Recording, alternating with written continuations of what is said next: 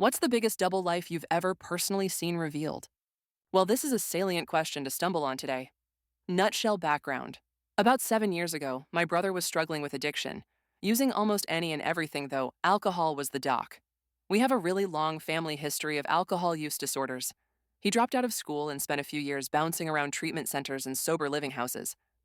3 years ago, he decided to move back, about 2 hours away from my parents' house, and get back into school. At this point, he's a lot older than the kids in his classes, and socializing is hard, so he would come up to see the parents every Friday, Saturday, Sunday. He decided to go for a chemistry degree, every semester talking about his specific classes, the content of them, etc.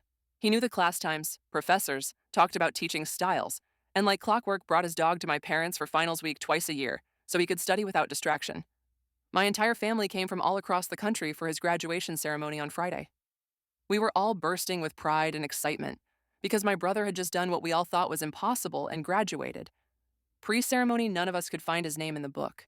Then we couldn't find him walking among the students. About 30 minutes into the ceremony, I got a call from him. He was drunk. Turns out he never enrolled back into school. He just moved back, conned my parents into paying rent and utilities for 3 years, and spent 4 days a week boozing, gaming, and sleeping. No one knew this was going on. He invested so much into this double life that he had his whole family and all his friends fooled. We're not sure what the next steps are. My husband and I are going to help my parents pack up his place tomorrow. It's hard to find hope with the level of deceit that went into his latest stint. He's hurt so many people on this path, but he's my brother and I love him nonetheless. Here's to a brighter tomorrow. Thanks for letting me word vomit and process this a bit more.